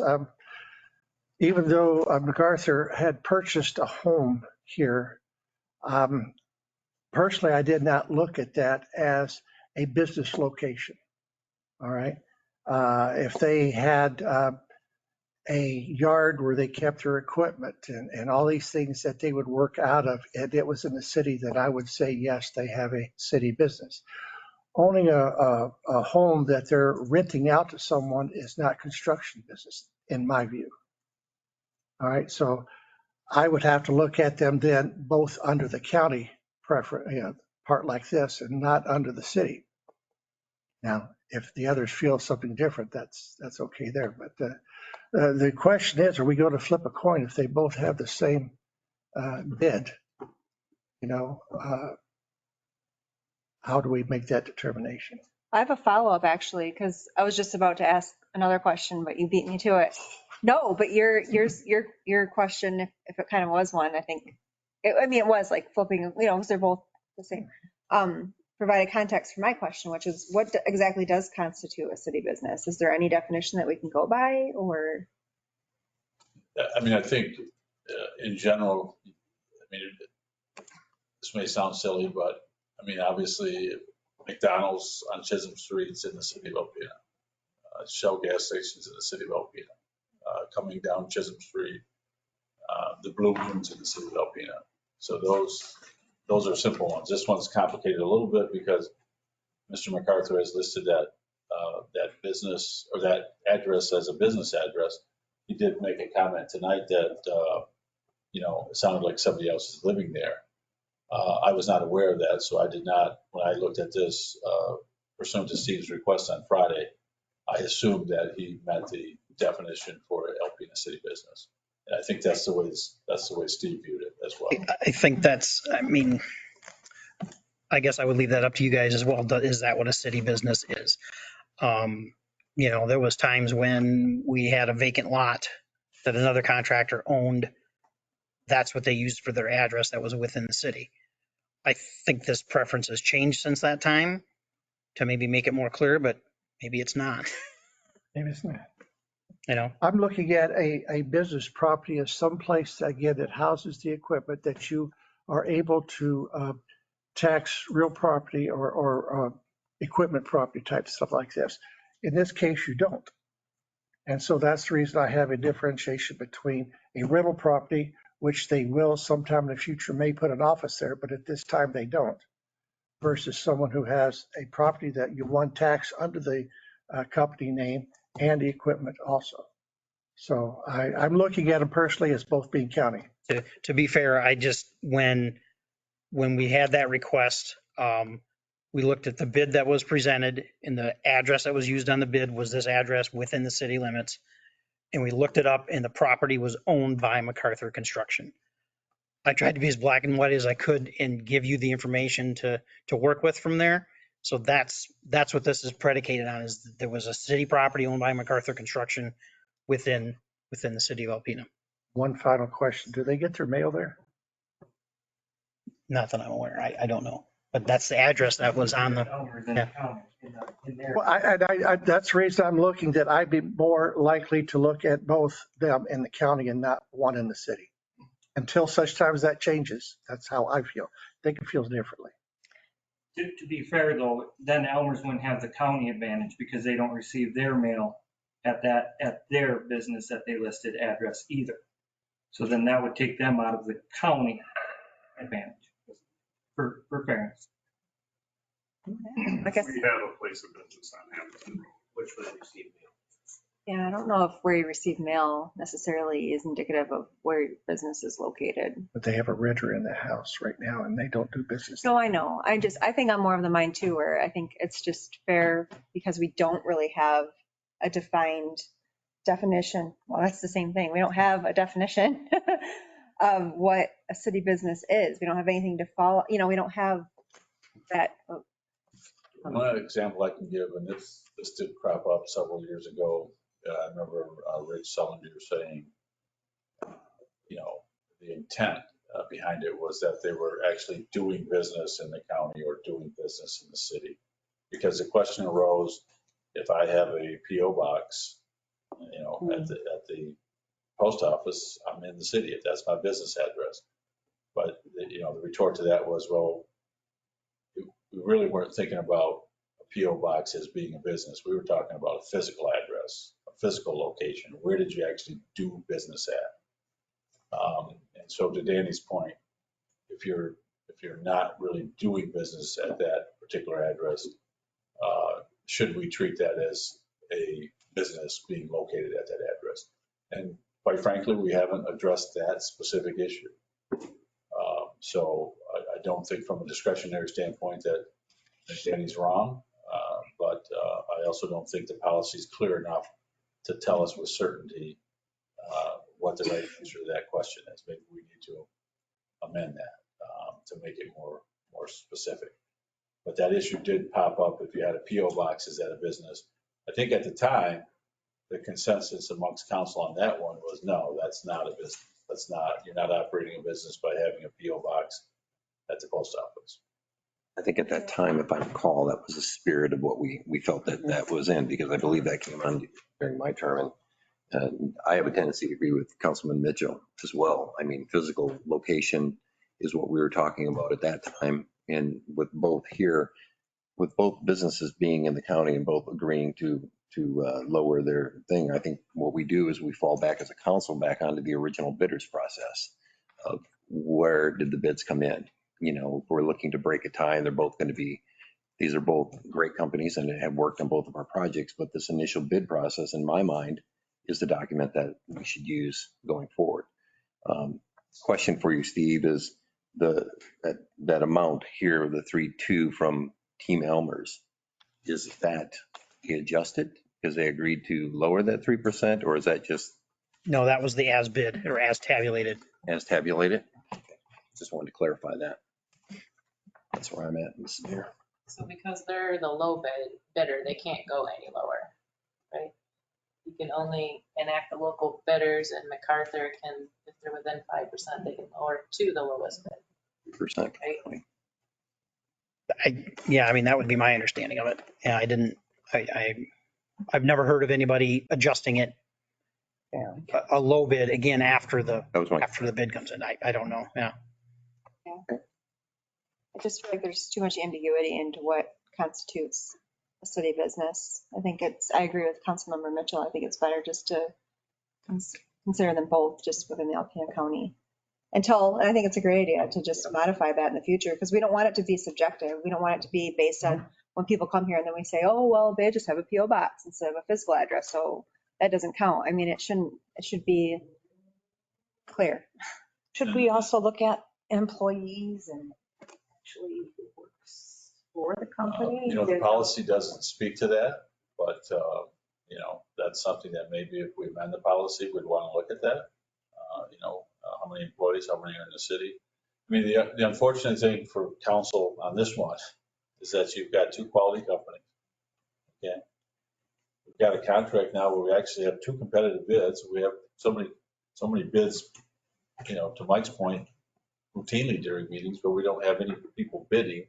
Now we got two businesses that have both done workforce in the past, have both done good workforce in the past, and both meet that preference. So it's a tough position no matter what decision you make, but I think both are entitled to the preference. And just if we're gonna mess with this and kind of make it so it's not so ambiguous, I would like to see also added, define what a city business is. But on the local bidder preference, I would also like to see a deadline. When do those come in? I mean, if they're notified, there should be a deadline, because, and I mean, it's not in this, but I didn't get this until the 12th. I already had my packet, so it should be in my packet so that I can. Shows us the open date. And I'm not saying that they didn't have a right to do the local bidder preference, but should all come together. So everybody knows, Mr. MacArthur knows, Elmer's knows, everybody knows, and we know when we get the packet what the issues are. And that's not in here, so there's nothing to tell them that packet. I'm sorry, Cindy, I didn't mean to stop in. And if we do run into this, it would be nice to say, accept certain criteria as part of the packet, including materials and, less geography and more city-based information, such as workers and products and use of local resources, sorts of things to be included in the packet. But for now, it feels to me that it's just a little bit of a toss of coin. We have two companies that we both like, and this is not my bailiwick at all. Yeah, and to me, I'm just, looking at it going, as Bill said in one of the early remarks, is that there are times that we don't take the lowest bidder, or there's times that we don't take the city bidder, Yeah. because we look at the qualifications and the overall. We're very fortunate that we have both quality people here that and have done fantastic work Right. on both this. So that's kind of counsel for myself. I look at this and go, okay, if all things are equal, as I'm hearing they are, what do we fall back to? Yeah. And we fall back to the bidding process, and we look at the bid, and there's nothing in my mind that says I'm gonna choose this one over the other Mhm. based on, because they're not not qualified to handle the project and so on. So in my mind, I'm looking at that going, with the bidding process and the way we've done it. And you guys, if you've worked with me for a while, you've always known that I'm a multiple bid person. I like to see these things because this is usually what happens.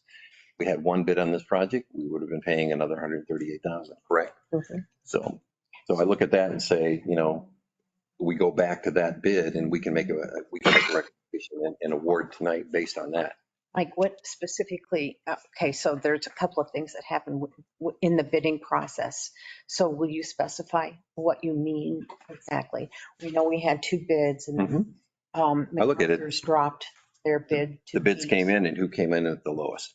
Initially then. Yes. Who was the initial low bidder on the project? I mean, if they were both outside of the county, how would we view this? If they were both in the county, and they both have the addresses in the county, it goes back to the bidding process. Who bid what? In my mind, I looked at that and said, okay, Elmer's had the lower bid coming in this time. I mean, all things are being equal. I mean, if they're both out of town, this wouldn't be a discussion. We would be looking at the lowest possible cost. And from what I'm understanding from the city attorney, that's kind of where we're at. If I'm understanding everything all right. I mean, first of all, the local bidder's preference is not something that council has to enact. So if you go back to the theory that they're both Alpena County businesses, and we could give them both that percentage off, you'd still go back to Elmer's to the low bid. So what MacArthur said is I'll match the low bid because I'm an Alpena city business. Now that tonight during the meeting, obviously a question has come up whether he's a city business or a county business.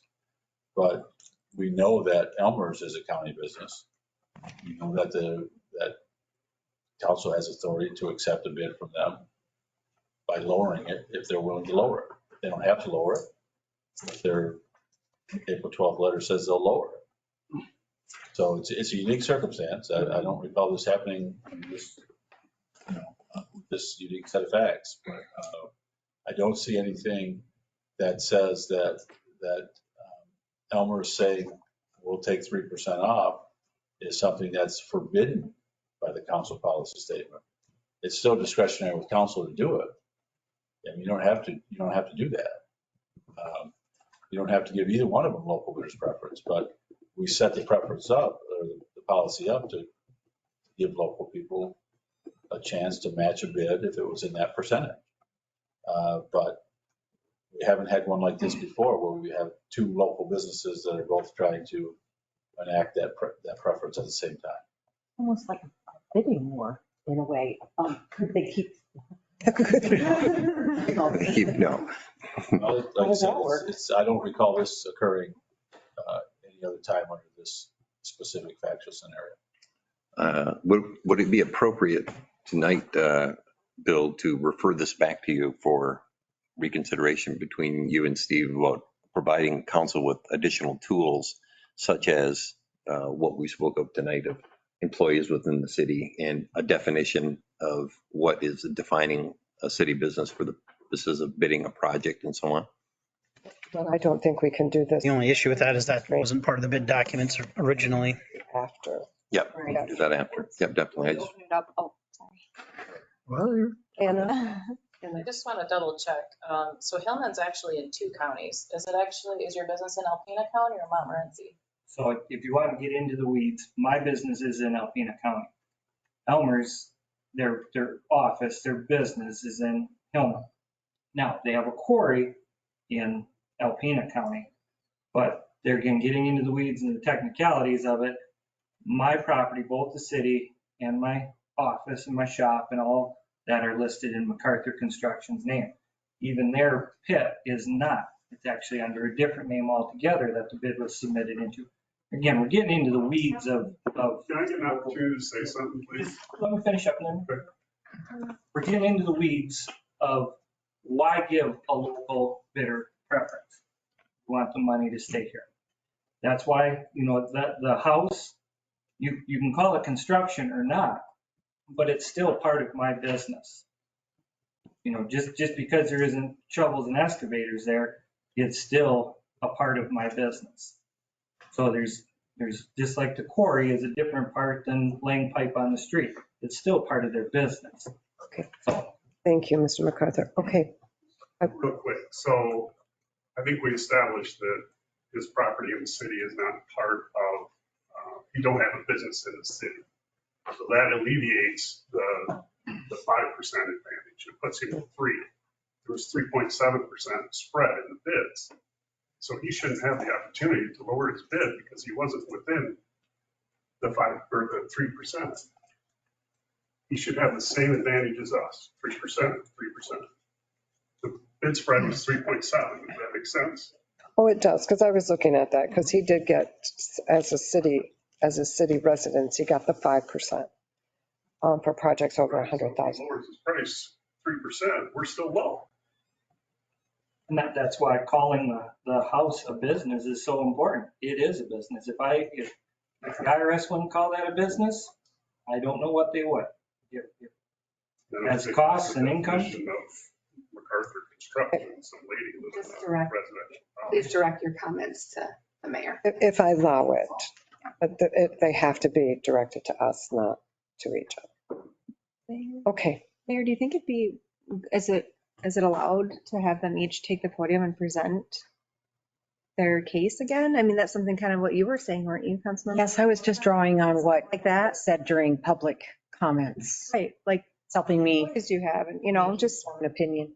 Yeah. I don't know, like, not to drag it out, but is that something that the council should do, The or? concern would be now your in a sense, setting up different criteria than the time of the bid. Mm-hmm. Now you. Right, which is what you had said Can't do. Kind of 5 minutes ago. Right. Okay. Bouncing ideas off.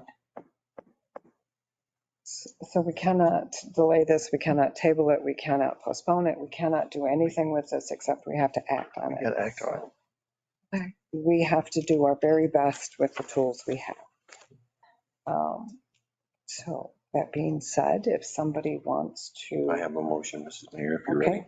Yep. I move we award the Second Avenue reconstruction project to Team Elders of Alpena, Michigan for the unit prices as tabulated in the amount of $3,282,527.09. Second. For any, Danny, Yes. any discussion?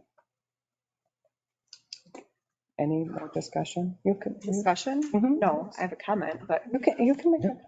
I feel that because they did come in at the lowest bid, that is the appropriate step, because that's the only thing that's fair. That's all. And I have a question about how Louisiana plays into this. Is that where, at the Team Elmers? I'm not sure where that came up, but I'm sorry, I missed way the off base question. here.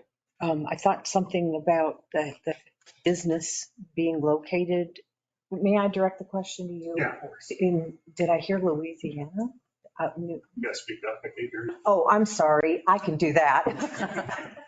I heard something about was the business location is Louisiana?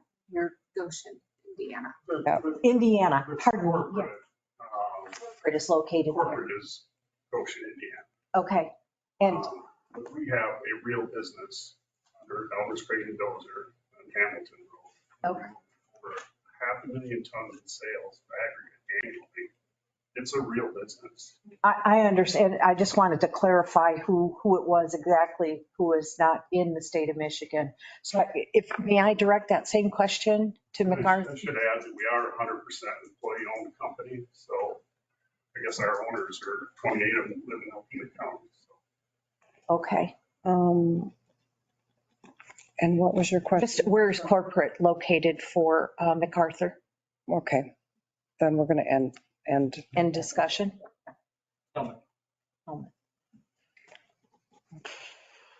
Now, if we have any more discussion.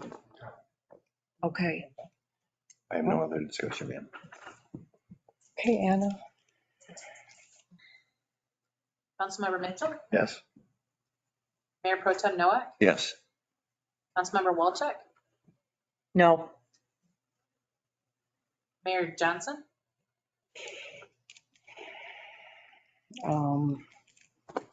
Yes. and Councilmember King. Yes. Motion carried. I would like to thank both parties for this difficult. Passing it up.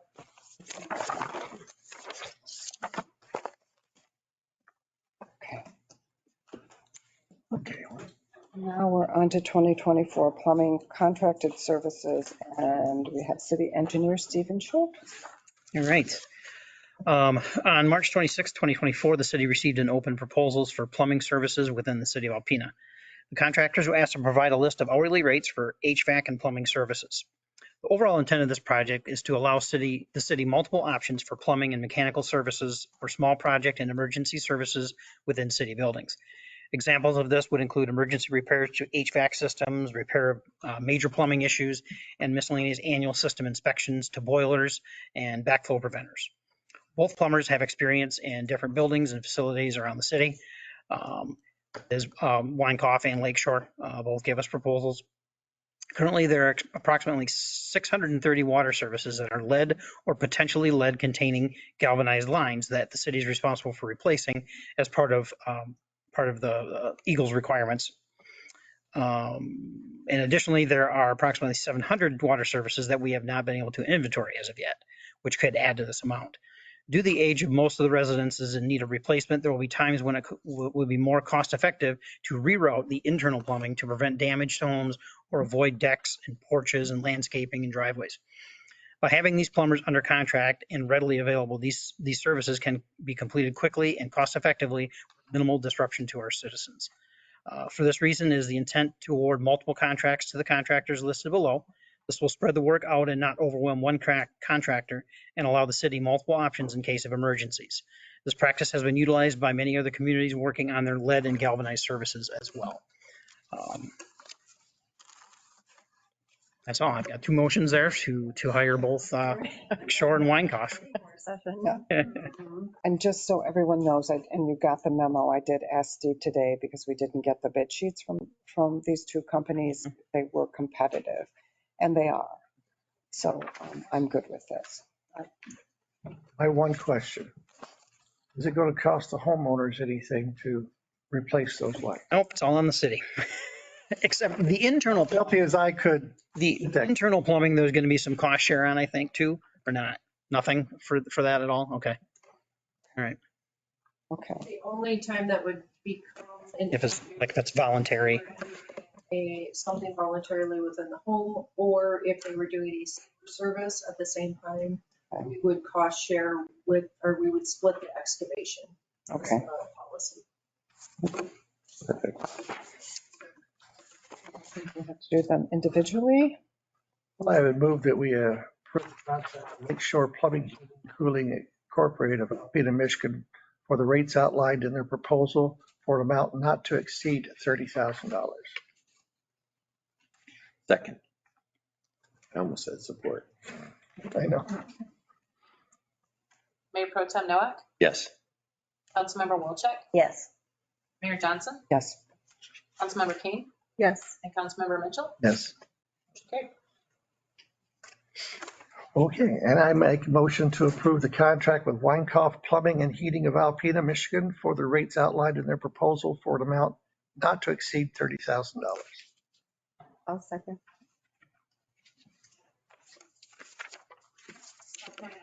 No. Mayor Johnson, Yes. Councilmember King, Yes. Councilmember Mitchell, Yes. Mayor Pro Tem Noack. Yes. Motion carried.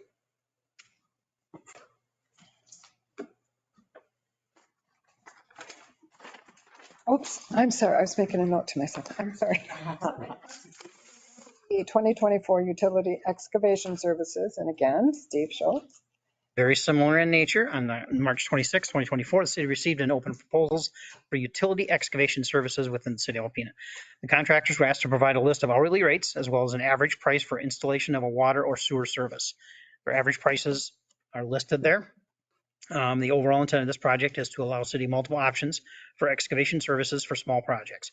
Example of this would include emergency utility breaks that are outside of the equipment or staff capacity, digs in cooperation with the city DPW where larger equipment is warranted, or hauling of materials with larger trucking equipment and various other activities. What has prompted the overall need for the current proposal request is in part the lead and copper changes implemented by the state of Michigan and the federal EPA. Currently, there are approximately 630 water services that are lead or potentially lead containing that we're responsible for in their entirety replacing. And then additionally, there are 700 that we don't know that could add to this amount. So all of these services will have to be completed by the end of 2038 to comply with the requirements of the lead and copper regulations. With this target in mind, the city is anticipating replacing approximately 100 services per year for the next 10 years, which will allow us to safely complete the project before the deadline. For this reason, it is the intent to award multiple contracts to the contractors listed below, above. This will spread the work out and not overwhelm one contractor and allow city multiple options in case of emergencies. This practice has been utilized by other communities working on their lead and galvanized services as well. So there's several motions there. One for each of us.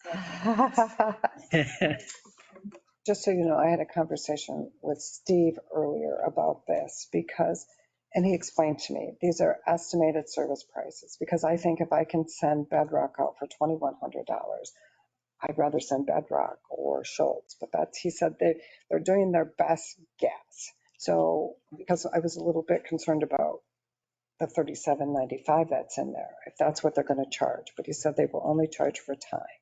They're going to charge what it costs to do the work. Right. That was their best guess. So knowing that, I don't have an issue with it, but maybe next year, because then we'll have data.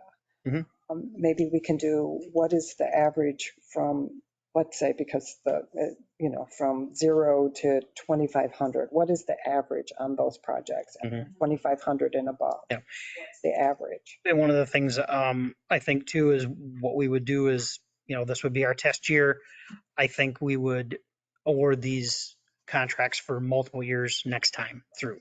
And I think you would get probably some better prices back. So, and I don't disagree. We like that. Yeah. Yeah. I mean, if we can guarantee the work for many years, going forward. So, I mean, it was the intent, I think, originally to continue this for 10 years, but we would have to renegotiate for pricing and such. So maybe that's what we can do this next year. I don't disagree. Okay. Has this been figured into the budgeting? Mm-hmm. Yeah. Shall we start on this end? Mm-hmm. However it works. I move that we approve a contract with Bedrock Contracting and Excavating of Alpena, Michigan for the rates outlined in their proposal for an amount not to exceed $30,000. Second. Mayor Johnson, Yes. Councilmember King, Yes. Councilmember Mitchell, Yes. Mayor Pro Tem Noack, Yes. Councilmember Walchuk. Yes. I move we approve the contract with CNC Excavating of Alpena, Michigan for the rates outlined in their proposal for the amount not to exceed $30,000. I'll second.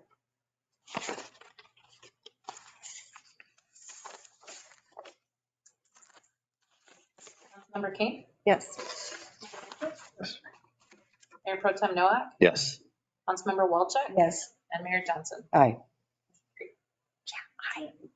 Yep, you're sure. So I'll do the next one. Motion to approve a contract with E&M Property Improvements LLC of Hillman, Michigan for the rates outlined in their proposal for an amount not to exceed $30,000.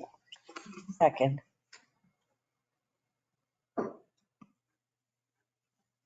Councilmember Mitchell, Yes.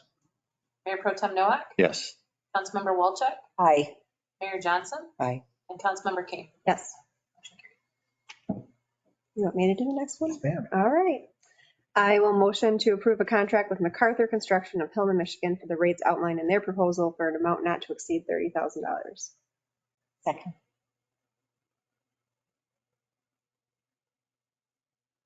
Mayor Pro Tem Noack, Yes. Councilmember Walchuk, Yes. Mayor Johnson, Aye. Councilmember Keynes, Yes. Councilmember Mitchell. Yes. Motion to approve the contract with Schultz Excavating LLC of Heron, Michigan for the rates outlined in their proposal for an amount not to exceed $30,000. Second.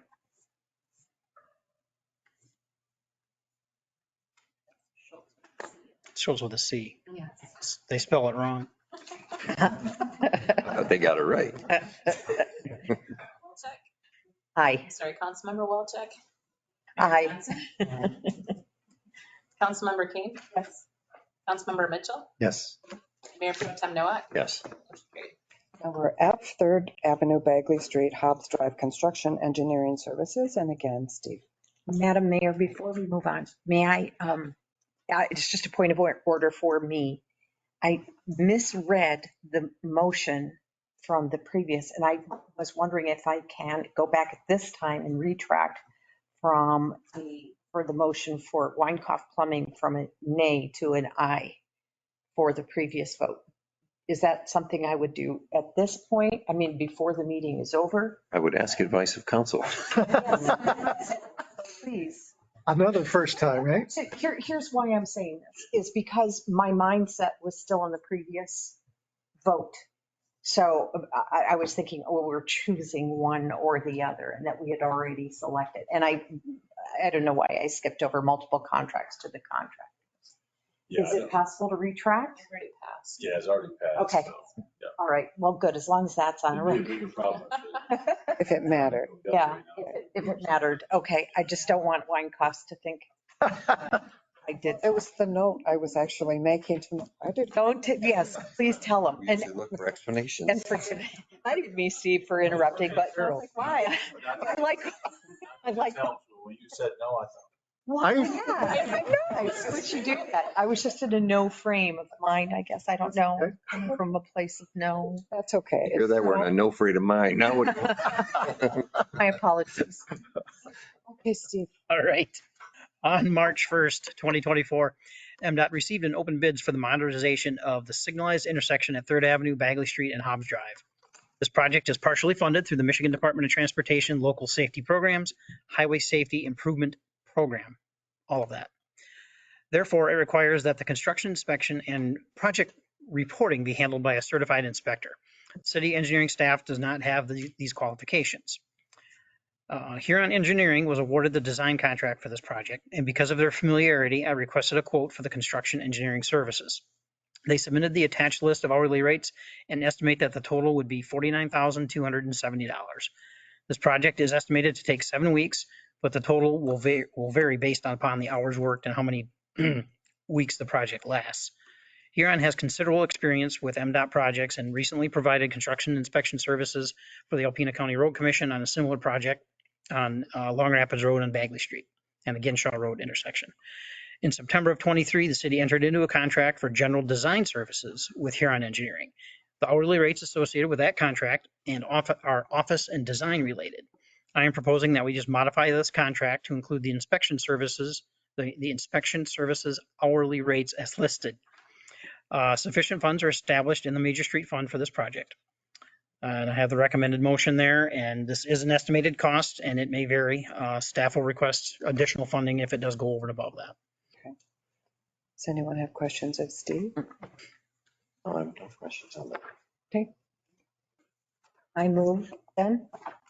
We approve the contract modification to rig services contract with Huron Engineering and add the hourly rate schedule for construction engineering service.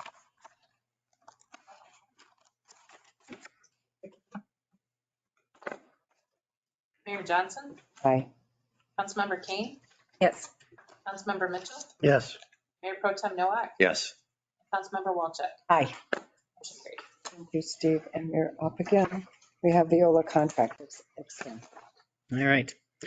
City staff is working on the first portion of the requirements of the lead and copper rule revisions, LCRR, from Eagle and EPA. The inventory process must be completed by October 16th, 2024, and includes documenting each site reviewed, providing a database of locations and details, and a GIS-based user interface available for the public to view. In order to complete the inventory of lead and galvanized services throughout the city, we have sent staff door to door collecting information on homeowner side of the services inside the homes. The next step is to excavate around a random 10% of the water service shutoffs and get visual confirmation of the materials on each side of the shutoff. This requires specialized equipment, expertise, and staff time, especially that the city cannot necessarily spare at this time. Further, this is not in the scope of the contracted services provided by Veolia.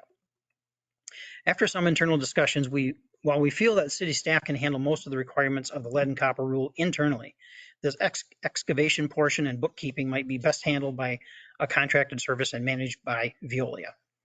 Attached is a proposal from Veolia to add these services to the existing contract and amortize the payments for the $387,000 project over a 4 or 8 year period.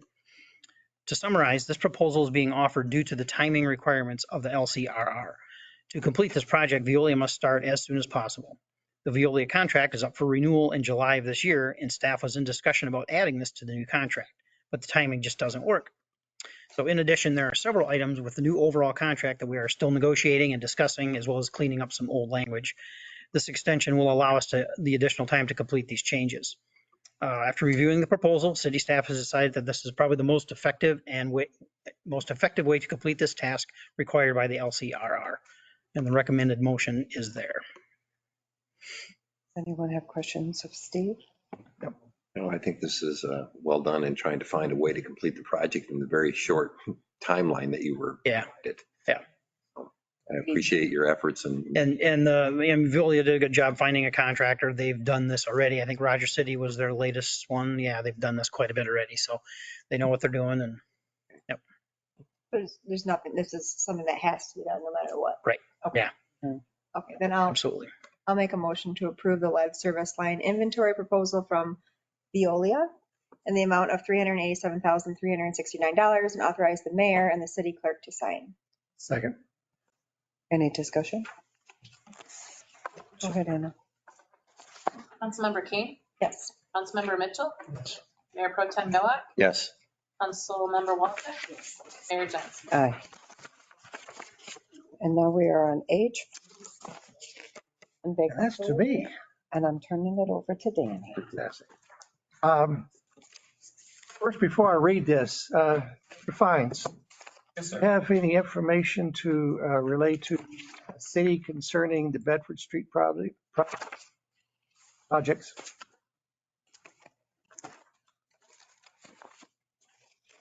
That question. If I can. I was, since you had something done today, I didn't know whether it was going to the public yet or not. So first, let me know if it's going to the public. The attorney representing the county land bank, Matt Voida, drew up 3 purchase orders for 307, 317, 321 Bedford. Let me back up a little bit. The county land bank, which is new, has received a $500,000 grant from the state land bank for acquisition, environmental, and demolition costs to cover those costs. They have placed, I think, 9 properties within the land bank, 3 of them being 307, 317, 321 Bedford Street. Habitat for Humanity Northeast Michigan, which is located in Alpena, have been in negotiations with the owner, Josh Wiskowski.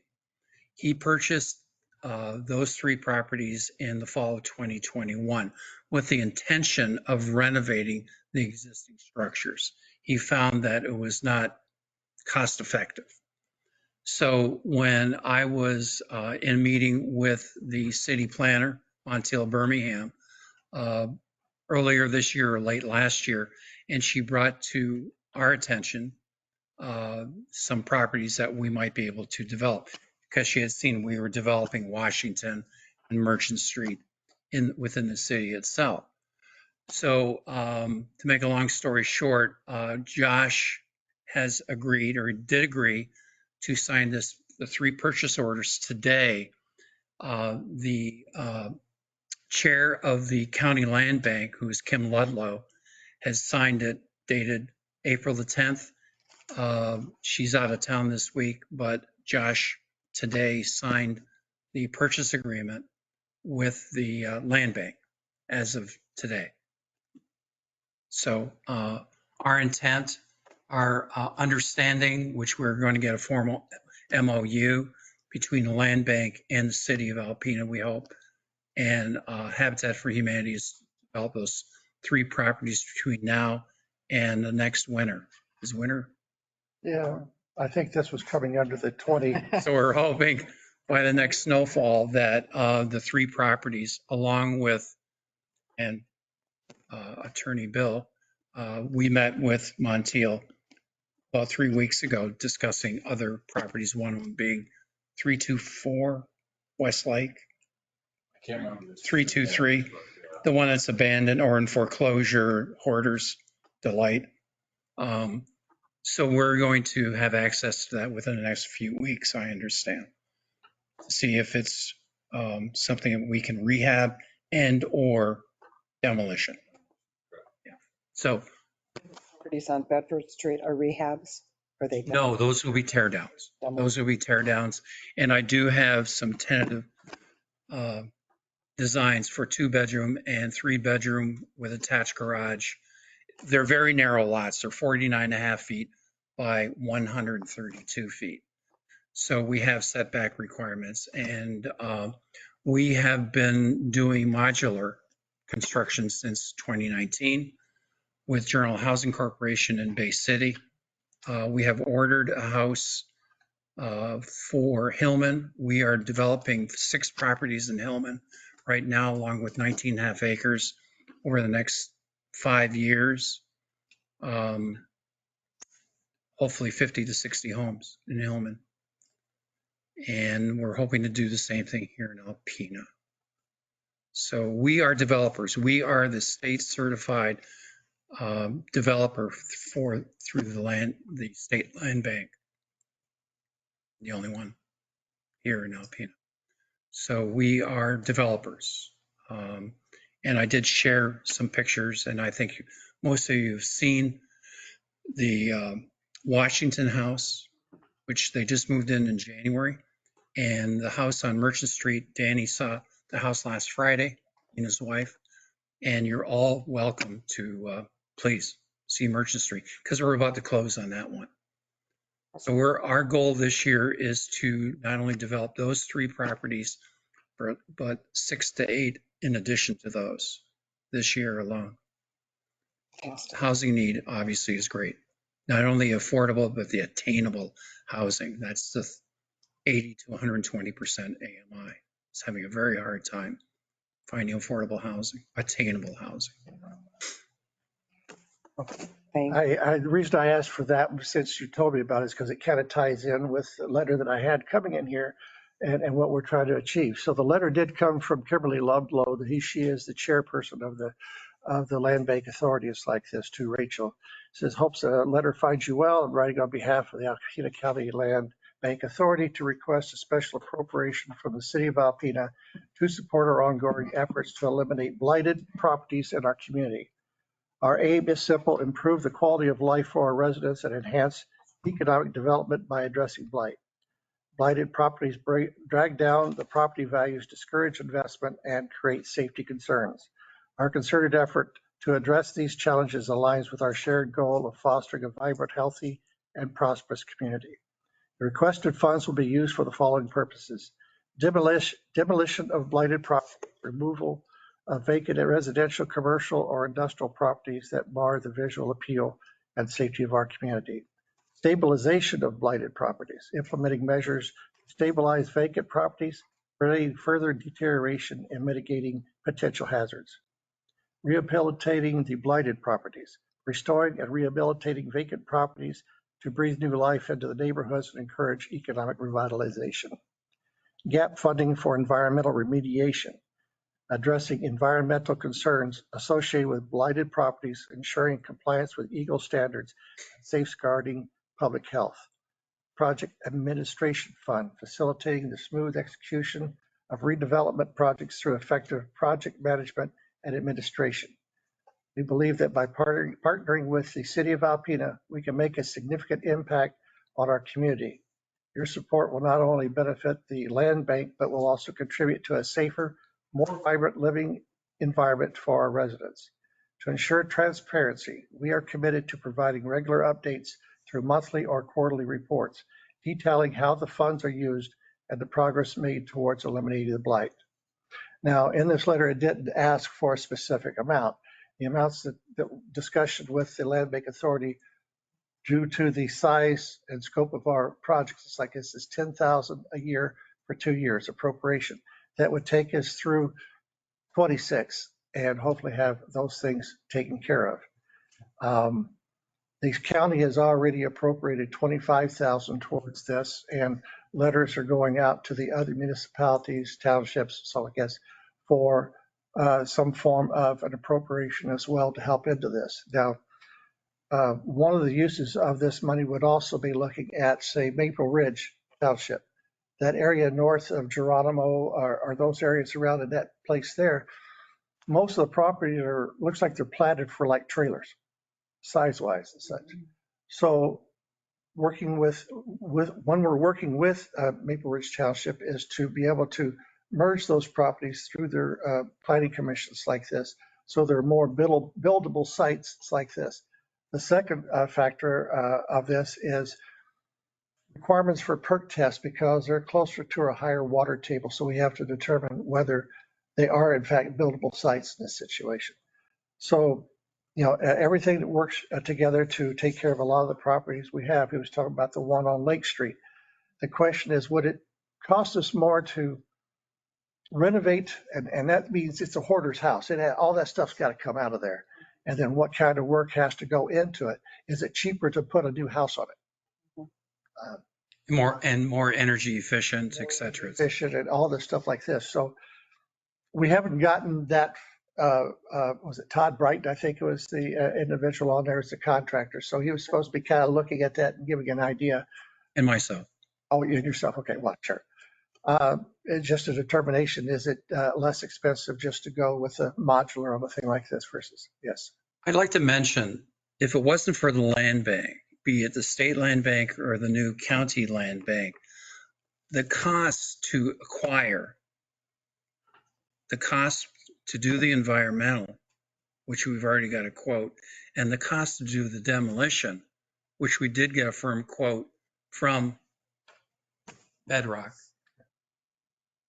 We're looking at an additional cost of $40,000 to $45,000.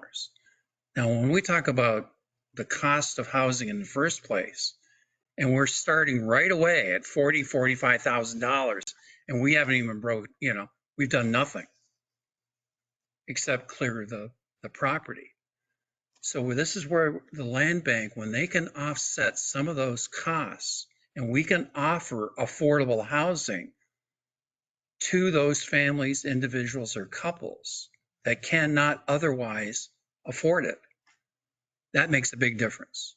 And if we as an organization, developer, and the city and the land bank can partner together and make a big difference, this can be a very positive thing for the city of Alpena. So I just want to. And I'm see Rob, he was here earlier. I was asking when he was wanting to have fun demolishing the house himself.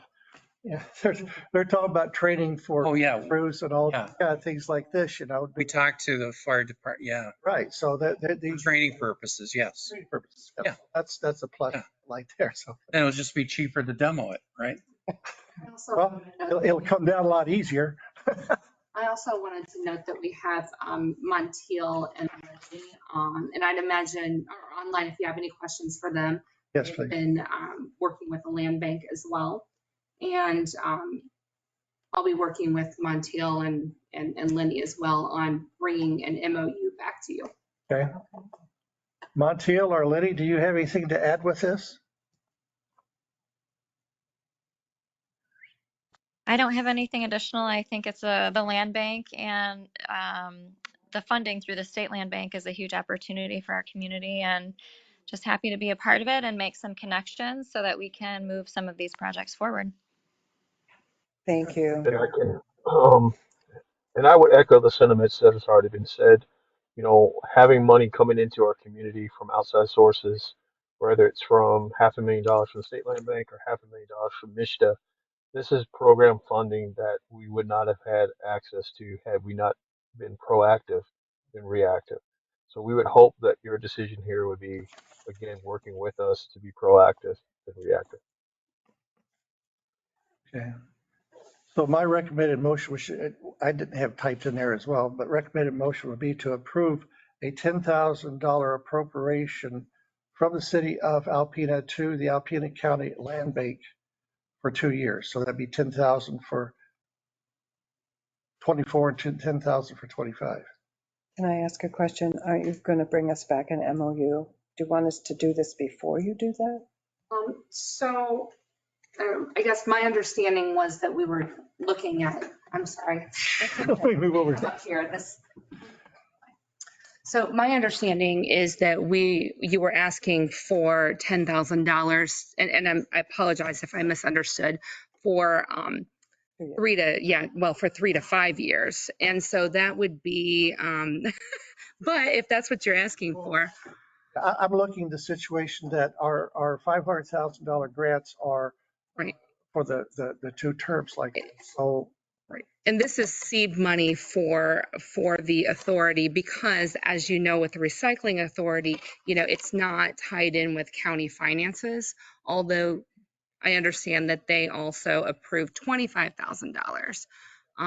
Was that a one-time, do you know? Yes. Yeah. Okay. So, Anna and I have not planned that in next year's budget.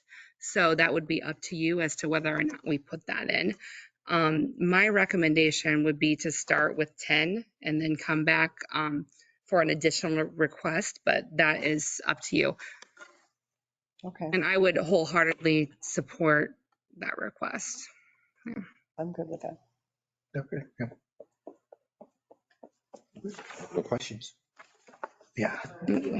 Should I be making that motion? You would have to rescind your motion, I believe. But he said if I were to It make a wasn't motion. seconded. It wasn't second. It wasn't seconded yet. No. I think you're all over. Okay. Okay. All right. So my recommended motion would be to, for the city to appropriate $10,000 to the Alpena County Land Bank for seed money, if you wish, the term. It's like this. Is that, and then we come back next year for, okay, we can do that. Second. Fiscal year Is it in this fiscal year? or next? Obviously hasn't been budgeted this Right. year. Right. It would be for this fiscal year's, yeah. We're already. Anna indicated, right. I didn't want to cause you too much problem. So it would be from this fiscal year, yes. Second. Yeah.